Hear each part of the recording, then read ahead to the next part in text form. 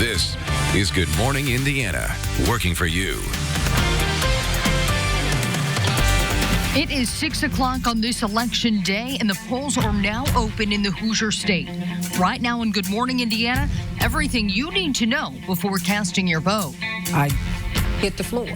Immediately, my response is to hit the floor. Rounds of gunfire had her ducking for cover in her own home. Working for you, we're breaking down who's responsible for the damage.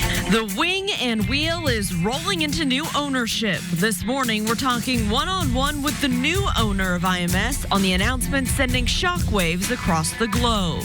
And November is Adoption Awareness Month. This morning, one woman's emotional story highlighting just how life-changing adoption can be. Black Friday is just 3 weeks away. We have the items you might want to avoid adding to your shopping list so you don't waste your money. 6 o'clock here on your Tuesday, November the 5th. And it is election day, and since it is 6 o'clock, those polls are open, so you can get out and vote right now until 6 p.m. But we are first voting for less rain and hopefully more sunshine. Todd Clausen, please help us with our vote. And that vote is going to win, the one for more sunshine eventually here, Raphael. That is the good news. There are some showers out there this morning that you'll have to contend with if you're walking out the door right now to the polls or just heading off to work, but it's mainly in southern locations. And this is kind of the last hurrah of the rainfall. From Columbus back through Nashville to Martinsville down to Bloomington. Some decent rain still taking place over towards Greensburg as well, but as you come to the north, it tapers off to just a few sprinkles, and it looks even worse on radar than it actually is. We all have cloud cover, though, this morning, and it's not going to be the brightest start to our day with sunrise just a little over an hour away. But it does turn into a very nice election day for us. So by the time we get to mid-morning, the sun should be out. The clouds decrease, 48 degrees, your noontime temperature. And then as we work our way into the evening hours, no issues at all. We're looking at mostly sunny skies and high temperatures right around 50 degrees. Todd, thank you. And as you're heading out on the roads this Tuesday, here's what you can expect over on the west side of town, I-70 here near the airport ramps. If you're heading out to catch a flight this morning, you shouldn't have any problems on the interstates. Traffic is picking up, but traveling up to speed. So let's take a look at some drive times, though, over here on the west side on I-74, traveling eastbound through Brownsburg from State Road 267 to the I-465 ramps. A 7-minute drive. No delays here for your morning commute. Lauren, thank you. The gunshots into an Indianapolis home were random. The woman inside ducked for cover. That ring of gunfire was simply shocking, and Dorothy Black was not injured, which is the good news, but she was disappointed. She hit a roadblock, and she reached out to RTV6 for help. You can see the bullet holes on the door. 1, 2, 3. At least another 2 bullets shattered the living room window. A painful experience for Dorothy Black, who was on the couch watching television when someone randomly shot into her home. I hit the floor. Immediately, my response is to hit the floor and then crawl to a safe place. This was just pure evil at its highest form. Dorothy lives on a quiet block until a couple of weeks ago. She called police and then her leasing company to report the problem. Her request to break her lease with several months to go was denied. And she was stunned, she says, when the leasing agent told her she would be responsible for the repairs connected to the gunfire damage. I didn't vandalize it. Right. So why would I be responsible for that? And that's the reason I'm asking the question. The question is, if you had done the damage, then you know, right? I would be liable for the damages, yes. But you didn't shoot your own house. Absolutely not. We reached out to Georgia-based First Key Homes via email on October the 17th, requesting they look over the situation. On the 21st, RTV6 received a response. It says, in part, the safety and well-being of our customers is First Key Homes' priority. Due to the extremely unfortunate circumstances, First Key Homes is offering to relinquish Ms. Black from her financial and lease obligations. Subsequently, we welcome the opportunity to help Ms. Black select a new home with First Key Homes. I could have lost my life, and it was the grace of God that kept me. It was angels that protected me. So this morning, Dorothy is looking for a new home to rent from First Key. Her response to the results at 6:30 and what you need to know about your lease in the event you need to break it. It's not easy, but we have advice that you may need to know moving forward. And you at home just got a push alert about this story from the RTV6 News app. We've posted everything you need to know there for you to share. Time now, 6:04, and it's election day, and there's some important information that you need to know as you head out to the polls.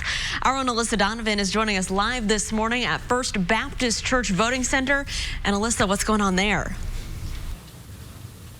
So, you know what? Polls just opened. Voters are starting to stream in. You can see them signing in by the door. And we are expecting Mayor Joe Hogsett shortly here. He's expected to cast his vote. His opponents are expected at a few other voting centers across the city this morning. Now, those three candidates for mayor have shared their views on several important issues facing voters right now, including crime, IMPD staffing, homelessness, and food insecurity. To learn more about that, you can visit our website, and the coverage is there. Along with the mayoral race in Marion County, voters in Carmel, Zionsville, Dansville, Lawrence, and Center Grove will have to vote on school referendums that would impact property tax. As you head to the polls today, remember you can check your polling location online at indianavoters.in.gov, and if you live in Marion County, you can vote at any of the 273 voting centers this year. You just have to check those, so that's new this year. That's going to be a change for you. We don't have to go to a specific polling location anymore, and you're also going to be doing these Indy Vote Express Votes machine. That's also new this year. And before you go out today, just make sure that you have your identification. You're going to need that as you cast your vote. I'll send it back to you in the studio. And Alyssa, speaking of that identification, the BMV also opened at the top of the hour to help get voters those ID cards that you're going to need when you go vote. On Monday afternoon, a vendor problem actually prevented BMV offices from doing any transactions.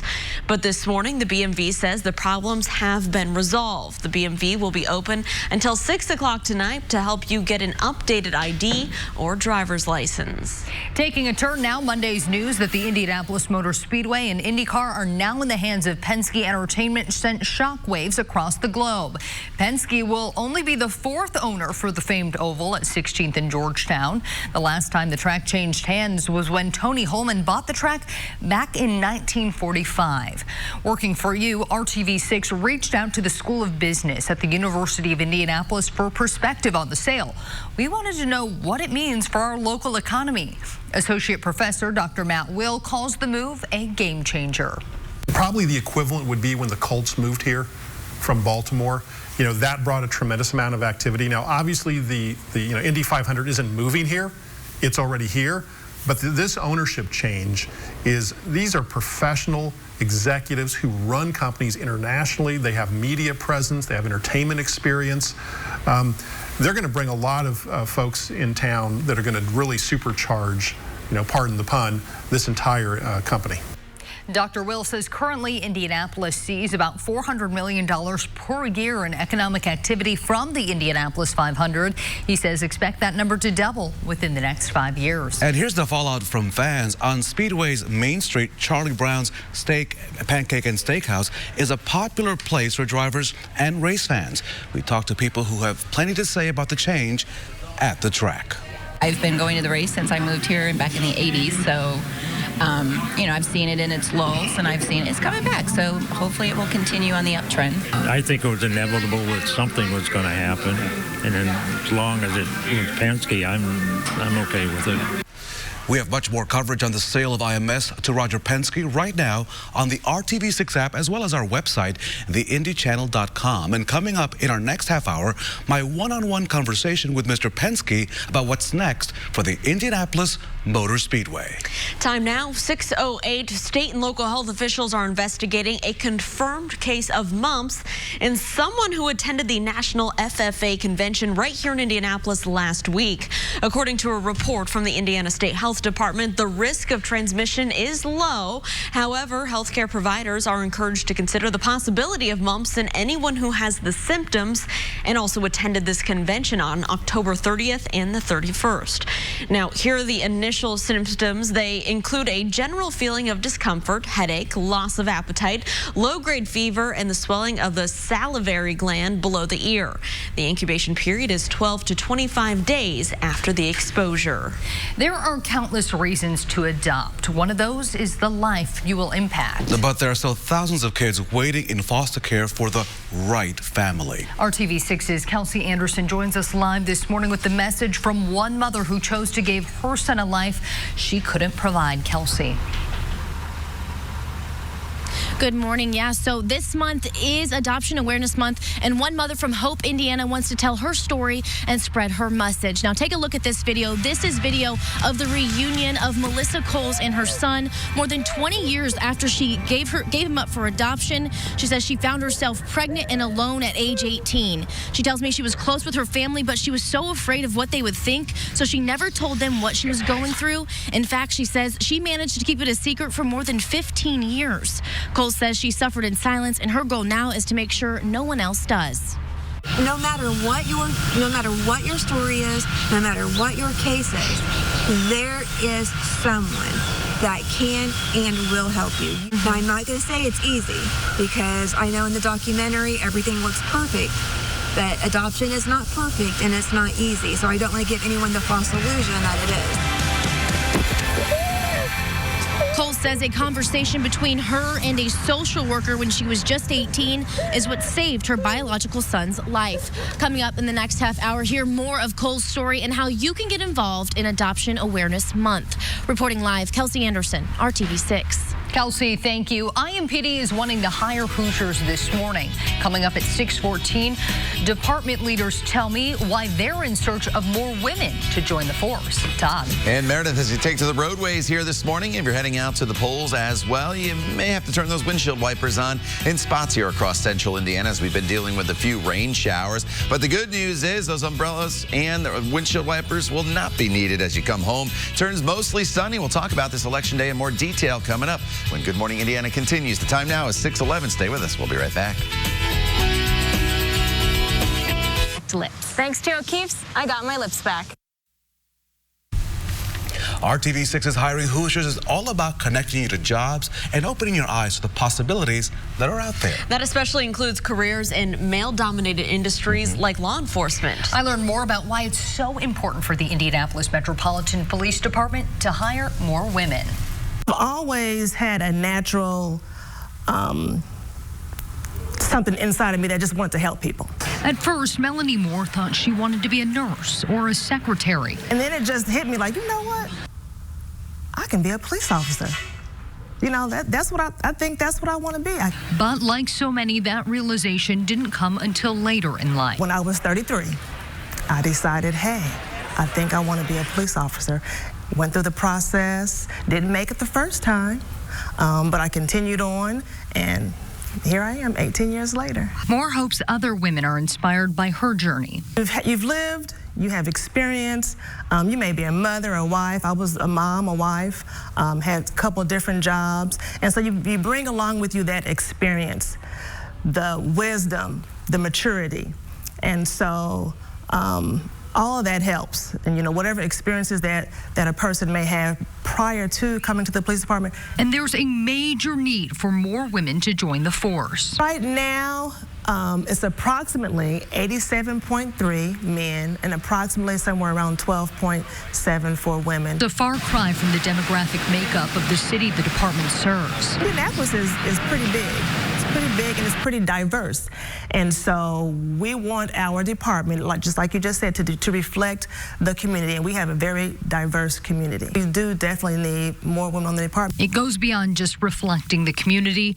It's about reaching them in a time they need help the most. Victims, women suspects, you know, we do searches, and a lot of things that we do that maybe a man is not able to do or not able to understand. There's just something about a woman's communication level that touches people's hearts sometimes.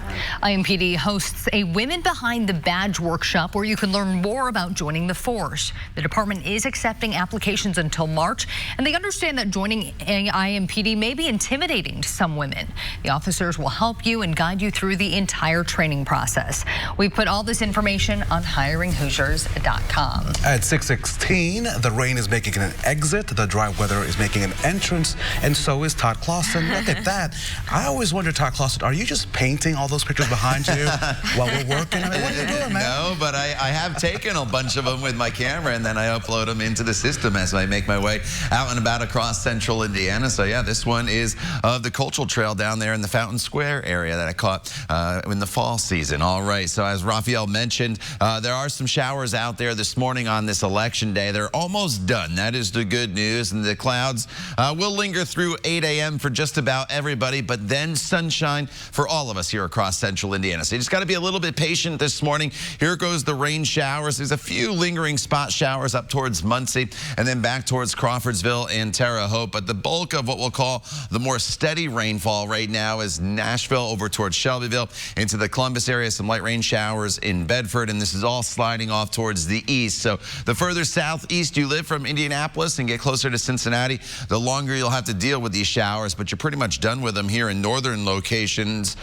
this morning. And as we work our way into the afternoon hours, you notice the back edge of the cloud cover has now cleared Chicago, northwest Indiana in the clear already this morning, and that quickly moves to the east. So you just got to be a little bit patient for the next 2 hours or so, and then we should be in great shape. By the time we get to 9 o'clock here on TrueCast, the rain is basically off into Ohio. At this point, the skies are clearing in Indianapolis. Still some cloud cover off towards the east. By the time we get to the noon hour, everybody's enjoying mostly sunny skies. So it's a little bit of a gloomy start on this election day. So if you're heading to the polls this morning, some of you have to contend with a little bit of shower activity. If you're heading this afternoon or this evening, you're in great shape. Turns into a beautiful day. If after you vote, you can head out and about and enjoy the sunshine. So you notice the skies are still dark, but they should start to brighten here with sunrise officially just about an hour away now. 42 degrees in Indianapolis, 41 in Bloomington, 38's the current temperature in Kokomo. So here's how your day breaks down for this election day. Mostly cloudy, lingering shower 2 at 8 a.m. Mostly sunny by the noon hour, 48 degrees. Your high today is right around 50 degrees with lots of sunshine. Then your 8 p.m. temperature is right around 40 degrees. Now going forward, once the skies clear and overnight tonight as the winds calm down, look at these temperatures as you wake up tomorrow morning. 20s to about 31 in the city. So everybody is at or just below freezing to start the day tomorrow. But we rebound nicely throughout the day with lots of sunshine. It's the warmest day of my 7-day planning forecast tomorrow at 55 degrees because what's going to happen is a strong cold front comes through Thursday. With it, a round of rain and even some snow shower activity. Little to no accumulation on the snow, but it's definitely going to be a damp and dreary start to the day on Thursday. But it's really the cold air that comes in afterwards that is going to be the biggest weather headline. We're looking at about 23 degrees in the city Friday morning. Outlying areas could be in the teens come Friday to start the day. A high of only 37 Friday afternoon. The weekend a little bit warmer at 44 and 46 degrees respectively, but then back down into the 30s for high temperatures on Monday. All right, Todd, thanks so much. We are planning out your morning drive on this Tuesday, and here's a live look to the southwest, I-465 and Man Road from our INDOT traffic camera in that area. You can see lots of headlights out that way. Traffic's picking up both eastbound and westbound. No slowdown, so let's plan out your drive. If you're heading in from the south side, maybe you're getting ready to hop in the car right now. And if you're starting here in Greenwood at Smith Valley Road, heading northbound on 37, to get up to the I-465 ramps, it is a 10-minute drive, so no delays. Over here across town on northbound I-65, starting at the Southport Road exit, heading up to the North Split downtown. Also a 10-minute drive, no delays for your commute at this hour. It's now 6:20. This may be a bit controversial. Vaping is not a gateway to teen smoking. That's according to a new study that's out this morning. The new research found that teens who experiment with vaping are more likely to try cigarettes, but vaping first does not increase, according to the study, the odds that they'll become smokers. The study calls into question earlier research that's linked e-cigarettes to smoking. This time, researchers used complex statistical analysis. They took into account pre-existing differences among teens like race and gender. They They also looked at behavioral information like being disciplined at home or how often teens took those risks. From teens to toddlers, screen use can have a significant impact on brain development in young children. A new study looks at 3 to 5-year-olds who have used TVs, tablets, and smartphones for more than 1 hour a day.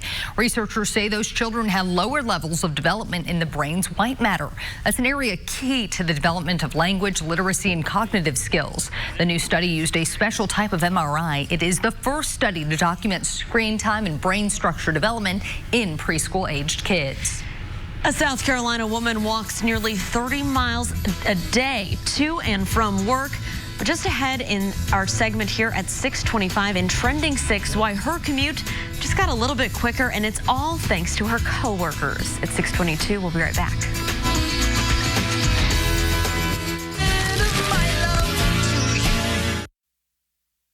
Welcome back at 6:24. Time to talk about the stories that are on your news feed today. You guys hungry this morning? Always. Always. Always. Well, here's one out of Alaska. Police department there has a really unusual way for you to pay parking tickets. It's not using an app or really any money at all, but peanut butter and jelly. I'm in. Yeah, at the University of Alaska, Anchorage, 2 16-ounce jars of PB&J are worth $10 in fines. School officials say the donated food will help students who are coping with hunger. I'm in. I'll take 2. I'll just get extra ticket just because. Yeah. A barge just stuck on rocks above Niagara Falls for more than a century has finally moved.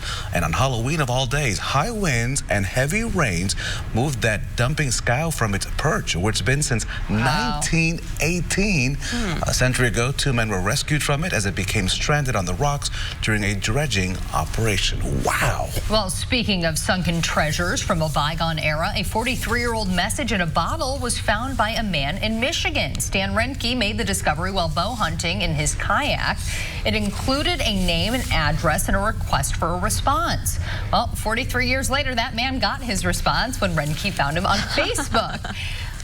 He probably wasn't expecting that. The outdoorsmen found they actually have a lot in common aside from the time traveling message. Wow, that's You said crazy. message in a bottle. I thought you were going to sing something from Sting. But maybe tomorrow. 3 months ago, Darlene Quinn's car broke down, Lauren. And yeah, since then she's been walking in the dark to work at FedEx is in Greenville, South Carolina, and her trek, you guys, 12 miles in both directions. Well, when her coworkers found out, of course, they chipped in and they gave her the surprise of a lifetime. Look at that. They raised enough money to gift her a new car. Darlene was so moved, she said she had to hold on to her chair to keep from falling over. Look at that big smile. Yeah. Sometimes things don't go as planned. As Chicago PD officer Mike Nowacki, he planned to propose to a fellow officer at the end of the hot chocolate race on Sunday, but another runner went into cardiac arrest. Nowacki sprang into action, saving the other runner. Now she's still in the hospital, but is expected to be okay. As for that proposal, we're happy to report the fellow officer, yeah, she said yes. I mean, there's no other way to show you're a good guy than by saving someone else's life. Awesome. So she picked a good one. Well, a bizarre pause of game for last night's Monday Night Football game. A black cat ran onto the field during the Giants-Cowboys game. The furry feline was seen casually trotting down the field towards one of the end zones before briefly stopping near the 2-yard line. Stadium security says several stray cats live in the stadium and come out after games. It's like the cat was spooked by all of the fan noise and apparently ran to where all the noise was coming from instead of away from it. And the best part is no one could catch him, and he ran into the tunnel after everyone was trying. So this is prime time. We got a Monday night game here for the Giants. Going to make my appearance. Yeah. Yep. All right. Didn't help the Giants, though. That is for sure.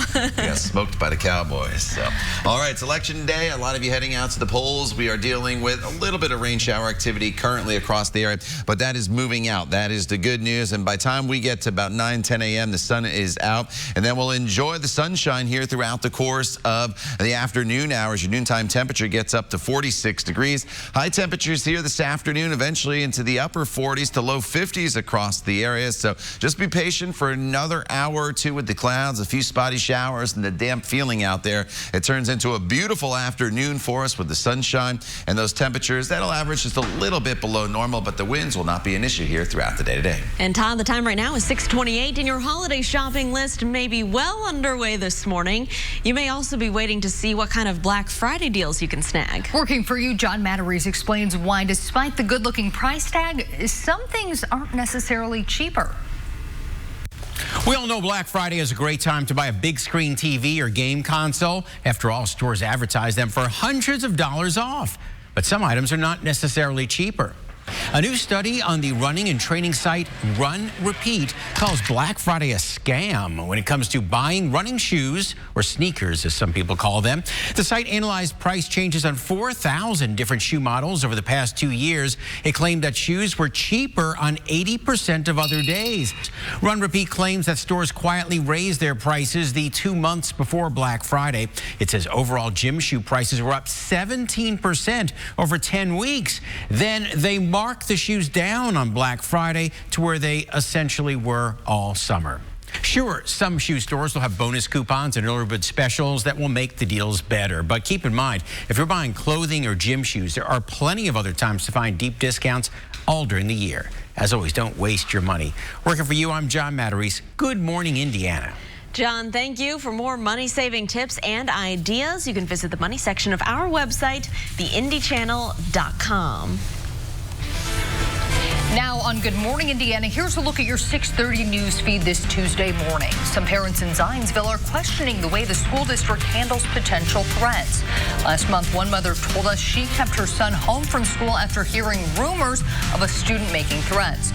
She says the school district didn't say anything until well into the school day the following morning. The BMV now open this morning to help you get the ID card that you need to vote on this election day. If you don't have that ID, on Monday, a vendor problem prevented the BMV from completing any transactions. The Bureau's website and kiosks were also impacted. Branches will now be open from now until 6 tonight. A man convicted of 2 killings that happened in front of a 4-year-old is going to prison for the next 24 years. A judge sentencing Maurice Turrentine on Monday. After 2 mistrials, a jury convicted Turrentine of voluntary manslaughter last month. It all stemmed from 2 men being shot dead at a home on Villa Avenue on the southeast side. That was back in 2017. State and local health officials say someone who had mumps attended the National FFA convention in Indianapolis last week.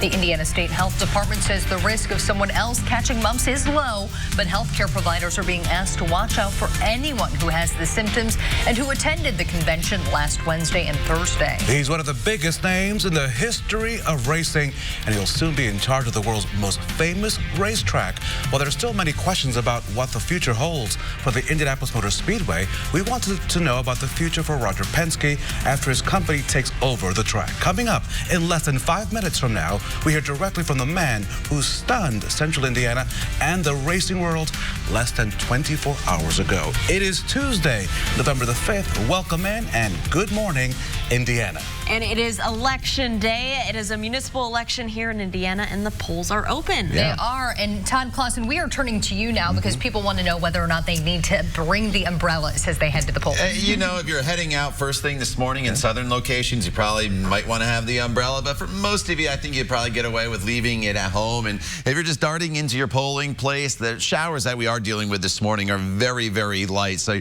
you're not going to get soaked. That is the good news. And here's what's left of the shower activity on Storm Team 6 radar. Essentially from Indianapolis to the north, it's still damp, but no rain falling. In southern locations here, we do have light rain still falling from Bloomington to Nashville to Columbus, Shelbyville, Greensburg. But even this is starting to come to an end. These darker greens that you see here, that band from Shelbyville down towards Nashville, that's kind of the last hurrah of the steady rainfall as it makes its way off towards the east. So again, if you're going outside right now and you live in these southern locations, you probably want to have the umbrella handy, but nobody nobody will need the umbrella later on this afternoon. In fact, we'll trade that umbrella for the sunglasses because it turns into a beautiful day for us all across the area.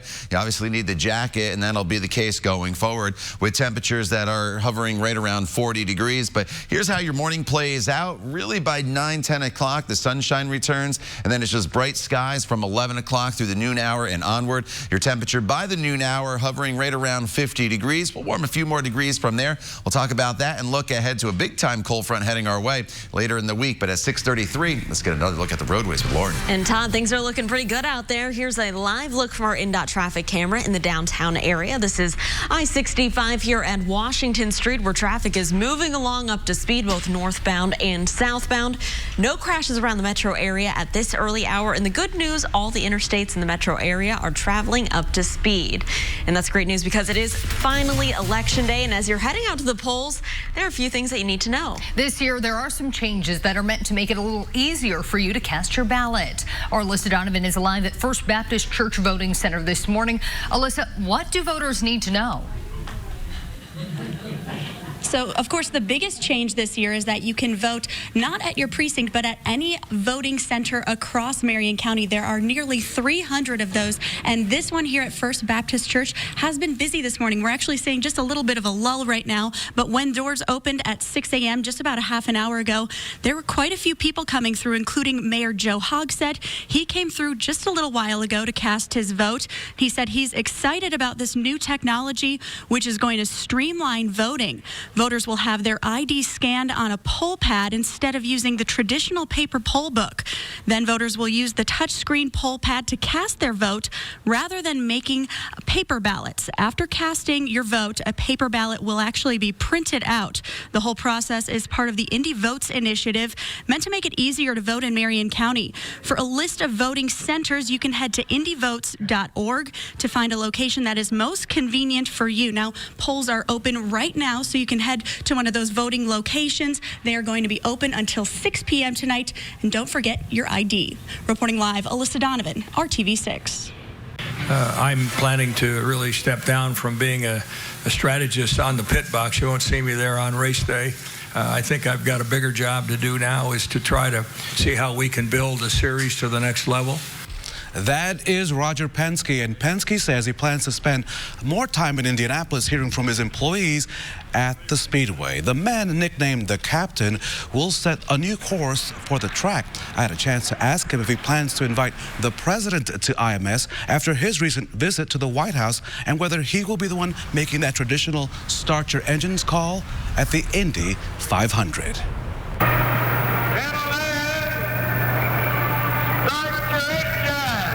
We'll get a lot of help, I'm sure, ideas of who should do that, but I'm sure it'll be the right person at that time. Do you think you want to do that? I don't know. I don't think so. I think there's other people that can do that other than me, for sure. You talked about having the right people and the right talent. As you know, you have nearly 300 people that work in Indianapolis.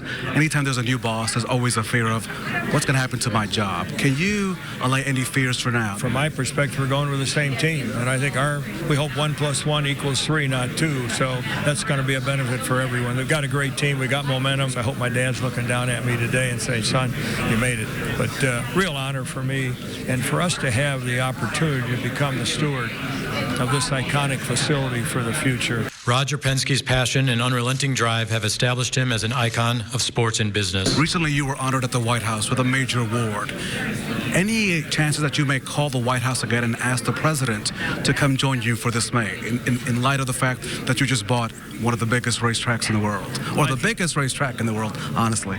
Well, I think he's a pretty busy guy. I'm not sure, but the honor for me to receive Presidential Medal of Honor was something I never dreamed of as an individual. So when you think about the last several weeks, it's an amazing time in my life. I'm sure if Roger Penske was on line 7, he'd take the call. I don't know, maybe. Thank you. Mr. Penske, best of luck to you, sir. Thank you. We'll see who makes that call to the president. Mr. Penske says that he's open to taking risks and suggested looking at many more ways of adding more activities at the track throughout the years. We'll have to see what happens. I'm Kelsey Anderson. Coming up, a mother's story of letting go and reuniting 20 years later as she spreads her message during Adoption Awareness Month. And it's almost holiday shopping time, and that means you may find that perfect gift on Facebook Marketplace or maybe another site. Well, just ahead, we have another way to make sure that you stay safe if you have to meet up with an online buyer or seller. It is 6:37 here on your Tuesday. We'll be right back. $5 a month. Comcast Business. Beyond fast. Welcome back. There are countless reasons to adopt. One of those is the life you're impacting. Yeah, but right now there are still thousands of kids still waiting in foster care for that right family. RTV6's Kelsey Anderson has the story of one woman's difficult parting and a reunion 2 decades in the making. Kelsey? Yeah, so I went to Hope, Indiana, where I met Melissa Coles, a woman who says she gave up her son for adoption 20 years ago, and she did it all by herself. She didn't tell anyone what she was going through. Her message now, this Adoption Awareness Month, is to let people know they're never alone.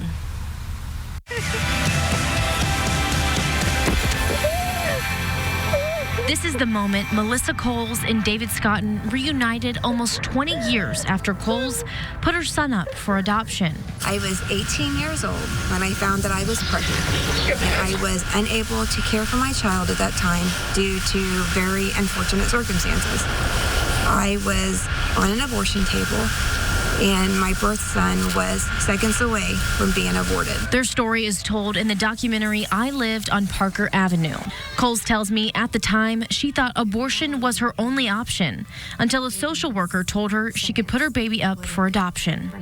Knowing that he was going to be provided for in a way that I would not have been able to provide at that given time is what got me through. Coles says she kept her story a secret for more than 15 years. Only she and the biological father knew about David. When I came clean and I came out and I shared the story with everybody, my mom's expression, my dad's expression, my daughter's expression that she's got a full-blooded brother, they were all very supportive.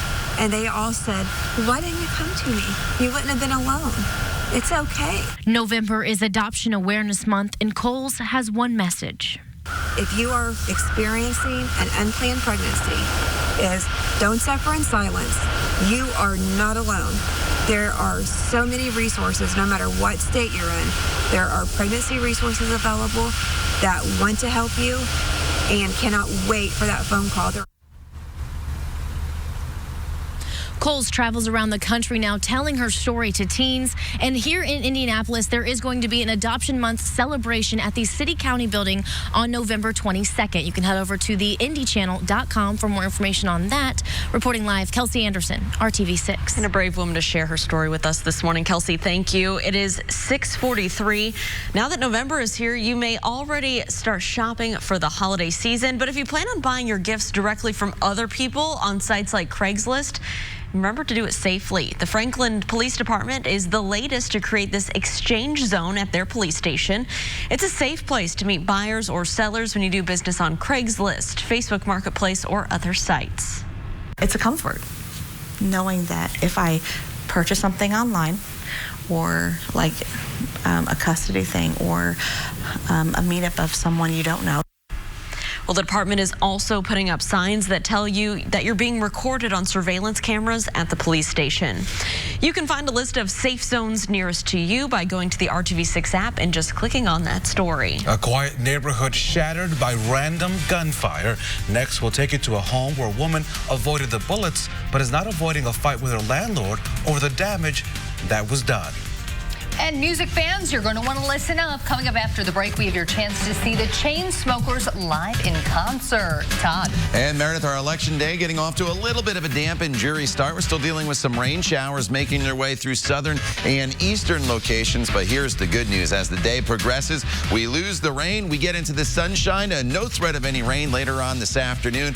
We'll talk all about the forecast for today and beyond coming up when Good Morning Indiana continues. The time now is 6:44. Stay with us. We'll be right back. Of us get obsessed. Order online. Welcome back at 6:46, and we have a traffic alert for drivers out in Hancock County and areas to our east. Here's a look at some slowdowns due to construction. The right lane is closed just before Mount Comfort Road for this ongoing construction project. As you can see, there are slowdowns. The delay is up to about 20 minutes, so you want to plan ahead if you're heading out the door at this hour.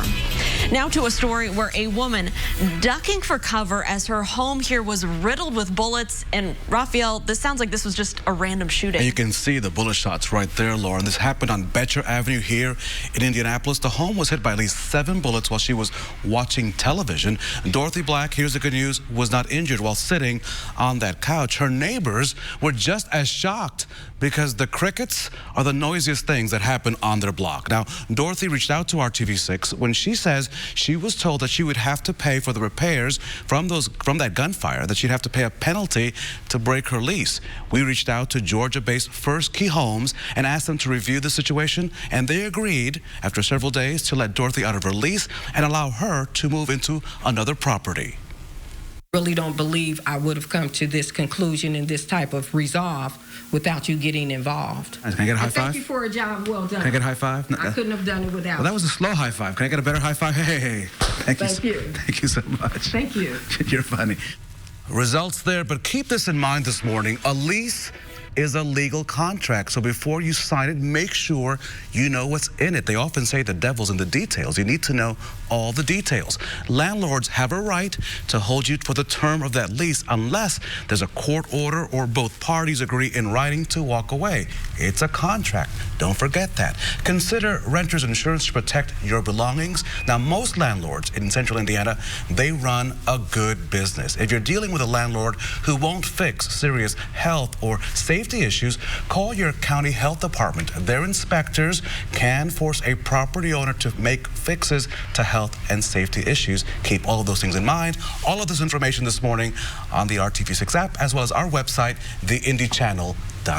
All right, here at 6:49, we want to take a turn and check in with meteorologist Todd Clausen. We did have some rainfall earlier this morning, but sunshine is on the way. Yeah, you just got to be a little bit patient here this morning, and we all get into the sunshine eventually, but it has been a fairly damp morning for many of us, especially south of Interstate 70. And here's a live look at Storm Team 6 radar. Just a few very hit or miss light showers north of I-70 now, and this rain is really starting to wrap up pretty quickly. It's coming down pretty decent, though, in Columbus right now, down towards Seymour. The back edge now just pushing out of Bloomington as well as Nashville. Some light rain in Bedford, and this is all making its way off towards the east. So the further southeast you live in Indiana, the longer you'll hang on to some of these showers. But the clearing line with the clouds already making its way into northwestern portions of the state, and that will move just as quick as the rain in that eastward direction. So we get rid of the rain and we get rid of the clouds all pretty quickly here this morning, and that's good news going forward in this forecast on Election Day, as all this clear skies that you see off to the west will be starting to work its way in. So TrueCast paints the picture for us perfectly here on this Tuesday morning. The rain exits off to the east by 9:30. The sun is out in Indianapolis as well as Muncie and Lafayette. Still a little bit of lingering cloud cover to the east. By the time we get to the noon hour and beyond, everybody has mostly sunny skies. So do not let the rain dismay you from going and carrying on with your plans here throughout the day today, because it really does turn into a very, very nice day for us. Just again, you got to be patient for the next hour or two across the area. So there's a little bit of shower activity if you're walking your dog here this morning. And our featured dog of the day here is a Tessie, sent in by Jenny. Tessie is enjoying the sunshine on that day, and we'll enjoy the sunshine once we get past, again, the 8 o'clock hour.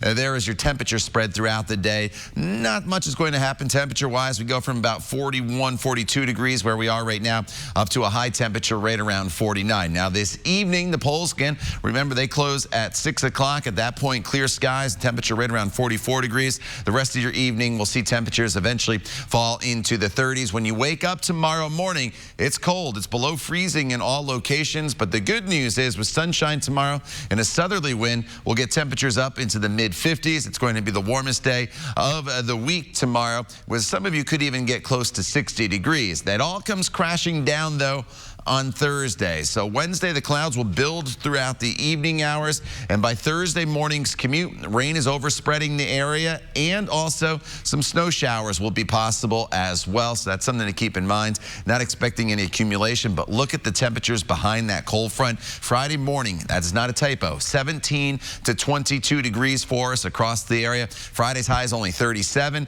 Then Saturday and Sunday on the cool side, but dry with highs in the mid-40s. And Todd, we have about 20-minute delays out here on westbound I-70 approaching Mount Comfort Road and areas to our east. You'll want to use caution because the right lane is closed for this ongoing construction project. So if you're coming in from areas like Greenfield or Knightstown, you may want to take US 40 as your detour to avoid this major backup. Also this morning, Noblesville Fire working a crash at 146th Street and River Road. They want you to know, avoid that area to avoid delays this morning. She wore it well in one of the biggest movies of the 1970s. Now a legendary outfit has a brand new owner, and it's for a cause near and dear to the woman who made it famous. All right, music fans, it is time for the moment you've been waiting for. It's your chance to win tickets to see the Chainsmokers live in concert. The big show is set for this Thursday, November 7th, right here at Bankers Life Fieldhouse. All you got to do is be the 6th caller right now for your chance to win. It's 317-269-1459. Good luck. The time right now is 6:53, and we'll be right back. Visit the Hiring Hoosiers job board. It is election day, and take a live look out here. That is Jim Merritt there turning in his vote. We saw the mayor voting earlier this hour, and right now, again, you can see Republican challenger for that race here for the mayor of Indianapolis casting his vote. Jim Merritt arriving at the polling place here in Lawrence North High School, and that is where he just cast his ballot in the race in which he's trying to unseat Democratic Mayor Joe Hogsett. He'll also vote in those city-county council races that are on his ballot, and we have a complete list of our election coverage all throughout the day here on RTV6 at theindychannel.com and our Democracy 2019 special report.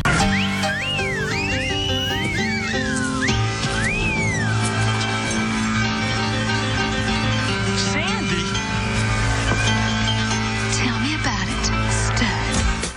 Oh yeah, Grease Lightning. I remember that legendary scene from Grease, and that outfit as well. Olivia Newton-John put that famous all-black outfit up for auction recently, and it brought in quite a bit of cash. The leather jacket and pants combo sold this past Saturday at a Beverly Hills auction for $405,000. Wow. The suit was one of hundreds of items she sold to help raise money for her Kansas Wellness Center in Australia. Grease is the word there, vote is the word here, and we need to look and see what the weather's like as you head to the polls, Todd. Yeah, there's a few showers out there right now, but they'll be moving out pretty quickly, and then it turns into a beautiful day with lots of sunshine for us throughout the afternoon and clear skies this evening. Looking for a high today to be right around 50 degrees. All right, Todd, thank you. And hey, thanks for joining us here. We're back in 25 minutes and all throughout Good Morning America with news, weather, and your local traffic updates. Thanks so much for joining us on this Tuesday morning. Don't forget to vote and enjoy your day.